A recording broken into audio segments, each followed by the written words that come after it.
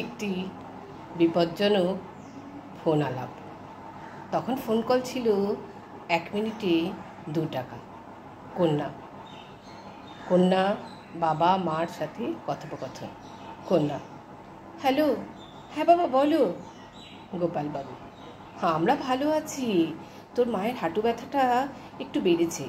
আর হ্যাঁ শোন, কাজের মেয়েটা আজকে আর আসেনি, তোর মায়ের ঘর দৌড় ওই ডান্ডা নেতাটা দিয়ে মুছে দিয়েছি। তোরা সব ভালো আছিস তো? ছাড়ছি তাহলে। কন্যা: হ্যাঁ রে, এক্ষুনি কি ছাড়বে? কোনো কথাই তো হলো না, মাকে দাও। গোপালবাবু: আবার মা কেন? এক্ষুনি একগাদা কথা বলবে। শোন, মিনিটে 2 টাকা, আমি রিটায়ার করেছি। পাশ থেকে মায়ের চেঁচিয়ে হাঁক: হ্যাঁ আমি কথা বলবো, কিপটে বুড়ো একটা।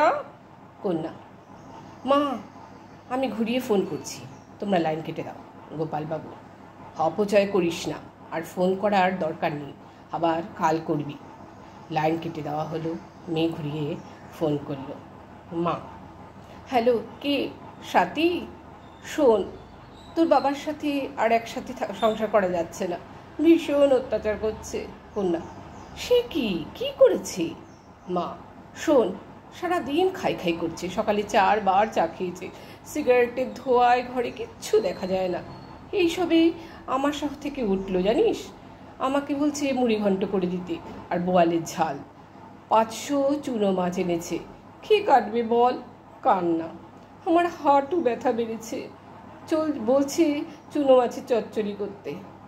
আমি আর ওর সাথে থাকবো না, আমাকে আলাদা করে দে। কন্যা: এসব রেঁধেছ নাকি? কালকেও তো মেট্রোজিল খেয়েছে। মা: মুখ ফুটে চাইলো মানুষটা, আর রাঁধবো না। জানিস, রাতে আমাকে ঘুমোতে দেয় না, সারা রাত অত্যাচার করে। কন্যা: সে কি বলছো মা?